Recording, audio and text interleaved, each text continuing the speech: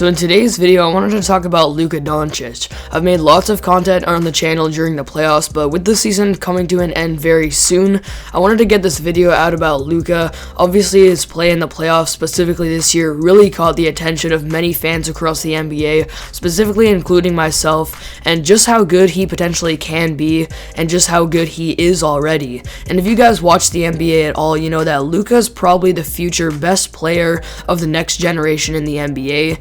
He's easily already a top 10 player in the NBA, arguably already a top 4 player in the NBA, and he's obviously a special talent. And just like the title says in today's video, I'm going to be discussing whether or not I think he's going to end up as a top 10 player of all time in NBA history or not. It's going to be a really interesting discussion. I'm pretty much going to go through all of the aspects of his game and his career moving forward, going through what he's done so far in his 3-year career, along with predicting what I think will happen for the rest of his career. So let's get straight into the video. So first of all, I want to talk about Luka's scoring. Now, Luka Doncic honestly has the potential, in my opinion, to end up one of the top 5 scorers, if not the very best scorer of all time in the NBA. He's already 3 seasons into his career, averaging 26 points per game, and this 2021 season, he averaged 28 points per game, and he's doing this on really good efficiency too for his playstyle. I mean, obviously Luka creates his own shot a ton. He's absolutely a 3-level scorer for his career. He's shooting 70% at the rim, 45% in the mid-range area, which really improved this season. In 2020, he shot 37% from mid-range, and in this season, in 2021, he shot 51% from there, and he's a really good 3-point shooter too. He's shot only 33% from 3 throughout his career, but 35% from 3 this season, and does this on really high volume, and like I said, creates his own shot. Luka has already in his young career mastered the art of the step back 3. He's obviously incredible at that, and throughout his career in the regular season, only 20% of his baskets have been assisted, so that obviously proves that he creates his own shot a ton. And in this 2021 season, only 13% of his buckets were assisted, and that means that 87% of the buckets that he scored were unassisted, and he created that shot by himself. So it goes without saying that he's an incredible scorer, on doing this on above average efficiency too, with creating his own shot. He's shooting 57% true shooting for his career so far, and 59% true shooting in this recent season. So over average efficiency for a guy that always creates his own shot and takes these really difficult shots like these step back 3s is obviously absolutely insane. And with his scoring too, he takes it to a completely other level in the playoffs. He's only had a small sample size for his playoff career so far, and I'm going to be talking about his overall play in the playoffs later in the video too, and just how much that could help him potentially be a top 10 player of all time as well. But overall, Luka is an incredible scorer, and that's the main point I'm trying to make here. The next thing I want to talk about here is Luka's playmaking, and already in the 3 years in his NBA career, he's already established himself as one of the best playmakers currently in the NBA, and one of the best passers as well. He's already averaged 8 assists for his career, and a 40% assist percentage, which means that of the baskets that he does not score, he assists on 40% of them. And keep in mind that pretty much all of the stats I've discussed up to this point, these stats have been higher in the last 2 years of Luka's career, because his rookie season he wasn't as good, and those stats bring down his career stats. So even from now in 2021 moving forward, he's definitely going to improve as well with pretty much all of these categories. And specifically, if we look with playmaking some more advanced stats, in this 2021 season alone, he had a box creation of 17.5, meaning he creates almost 18 open shots per game for his teammates, and this ranks 2nd in the NBA this season, only behind Trae Young. And he also has a passer rating of 8.3, which is 13th in the NBA. He also has amazing gravity on the court. Most of the time he is playing on the perimeter and playing one-on-one, but most of these one-on-one matchups he's going to destroy anyway. When he's driving towards the rim and driving into the mid-range, he's creating attention from 2 to 3 guys on the court. And also when he's off ball, he does a pretty good job of being aware when he doesn't have the ball in his hands. He does a good job of cutting, and because of his elite shooting ability too, he draws some good attention off ball as well. So his gravity combined with his passing and some of these advanced stats as well about how many open shots that he creates per game Luka Doncic has, like I said, already established himself as one of the main good playmakers in the NBA right now. And honestly, just like I said with the scoring, he could end up one of the greatest playmakers of all time in the NBA if he keeps this up.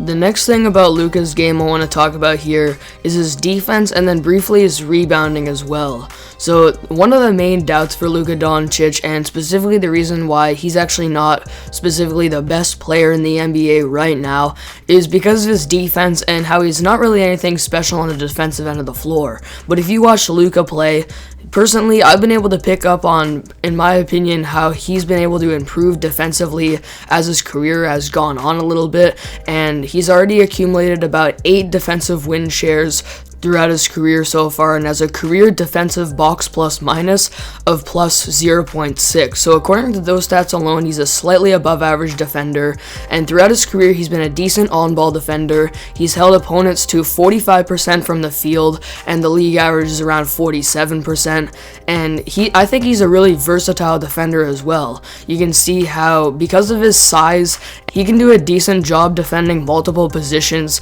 He's an average interior defender. He's probably an average perimeter defender as well. Sometimes when he's guarding on ball, he can have a little bit of trouble just with his quickness and agility because he doesn't have very quick lateral movements. But from what I've seen, he's a really good off-ball defender. He has a great IQ on the defensive end of the floor. We know that he has an amazing IQ on offense. He has a pretty good high defensive IQ as well. He knows when to help at the right time, especially off of the wings. He can do a decent job of getting steals. He's got quite a few deflections and steals this season. He has pretty good hands, pretty good instincts on the defensive end of the floor, and knows when to help at the right time too. There's a lot of time where the offensive player will be in the post and Luka will help at the right time. So I think he has potential defensively, and is already a slightly above average defender when you factor in specifically his off-ball defense. And just quickly with his rebounding too, this doesn't seem like a big aspect to the game, which really it isn't, especially in my opinion, but for a guy like Luka Doncic, he is averaging 8.5 rebounds per game for his career so far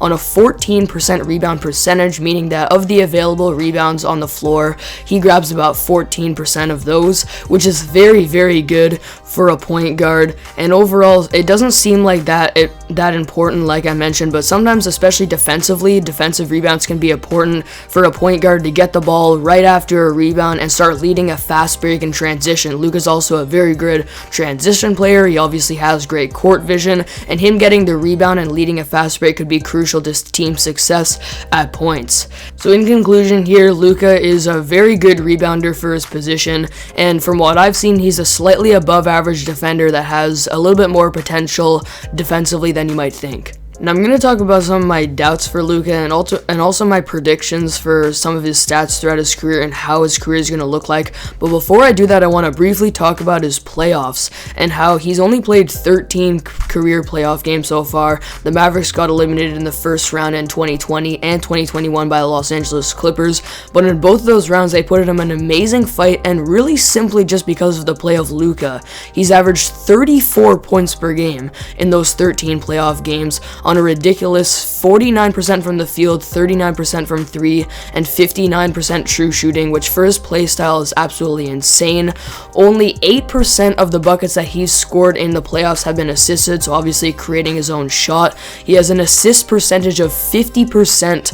He's averaged 9.5 assists throughout those 13 playoff games, and he's upped his defense too, specifically the off-ball defense that I was talking about. I was basing that a lot off of what I saw from Luka in this playoffs and how good of an off-ball defender he's been in the playoffs, and how he's a decent on-ball defender as well. So just his overall game has been absolutely insane in the playoffs so far. It honestly reminds me of Michael Jordan, how both Luka and MJ in the first few seasons of their career have gotten eliminated in the first round of the playoffs, but just put up ridiculous numbers, especially when it comes to scoring. And overall, Luka's playoff performance in his very young career so far has been insane. You can tell he's one of those players that really shows up in the biggest moments the most, and if he continues this throughout his career, it's going to be another thing that really boosts that resume and gives him a case to be one of the all-time great players. I want to briefly talk about some doubts I have for Luka here that might be holding him back from being a top 10 player of all time. 4 of these are some minor doubts, and then I have one major one. So some of the minor ones, one is free throws. I mean, he's only shooting 74% from the line throughout his career so far, and we've seen specifically throughout this NBA playoffs how important free throws can be, and how some players become worse at free throws as their mental game gets worse and they progress throughout their careers, but regress in free throws. But I don't think Luka will do that personally, and honestly, we've seen guys like LeBron James shoot pretty bad and mediocre for free throws as well, and he's arguably the greatest player of all time, so that's not a huge doubt. Defense is one that I already talked about, how most of the top 10 players of all time, in my opinion, have all at some point in their career been all defensive caliber players. But like I said, Luka does have potential defensively, and also one of my doubts here is that teams might be able to pick up more on his weaknesses and kind of expose them as his career goes on. But like I said, I still think he's going to be an over average defender, so I'm not that concerned about this one either.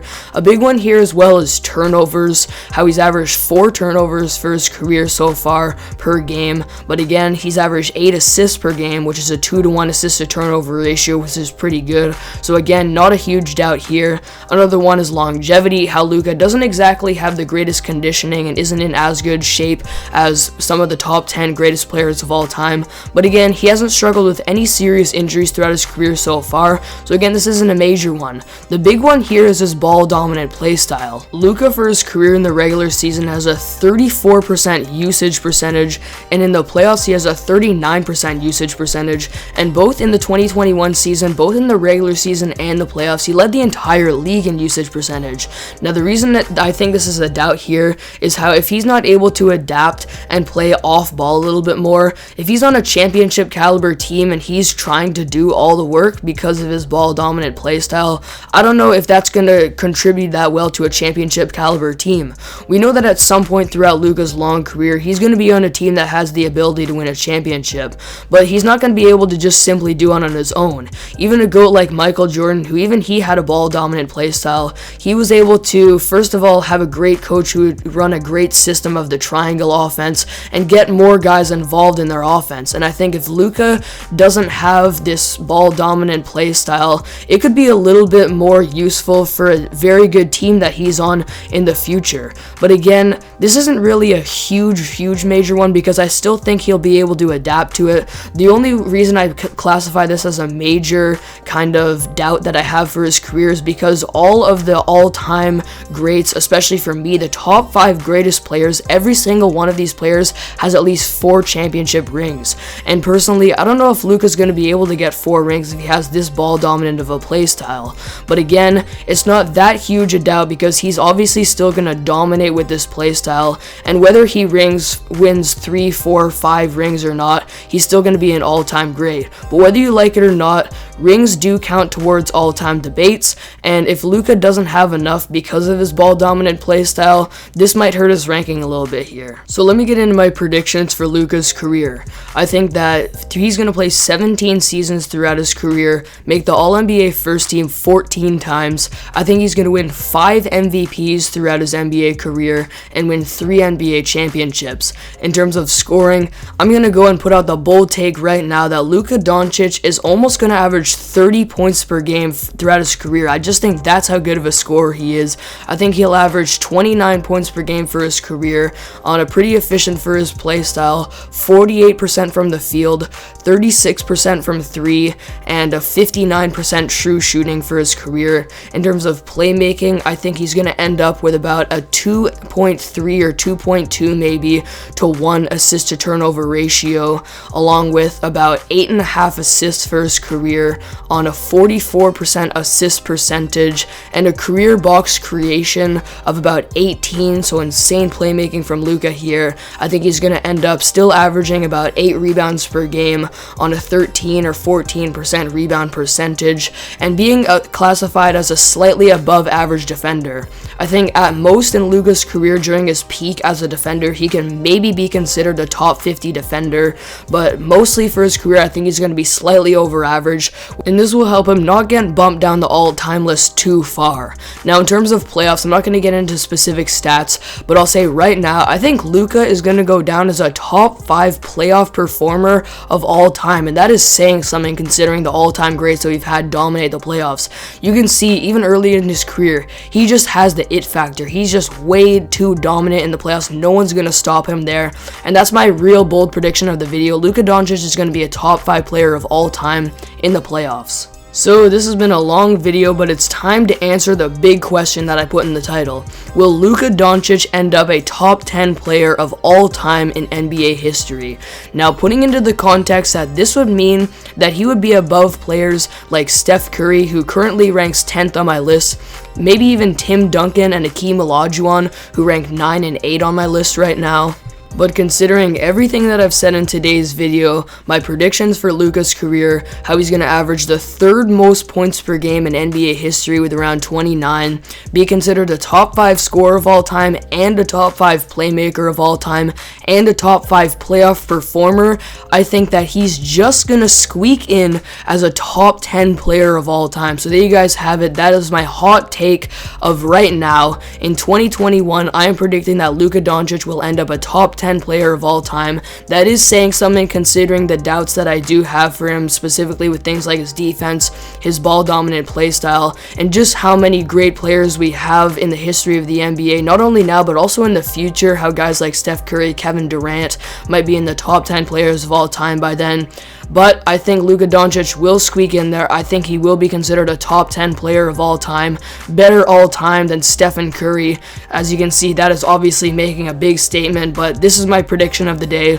Luka Doncic will end up a top 10 player of all time. So there you guys have it. That's going to be the end of today's video. Thank you for sticking around if you got to this point. The video right now is over 16 minutes. This is probably going to end up my longest video on the channel. So if you made it here, thank you so much for making it to this point. You're a real one for sure. Make sure you comment down below whether you think Luka Doncic will or will not be a top 10 player of all time. Thank you guys for watching this video. If you're new, be sure to hit that subscribe button. We're on the road to 1,000 subscribers right now, so hit that subscribe button. I hope you guys enjoyed, and I'll see you all next video.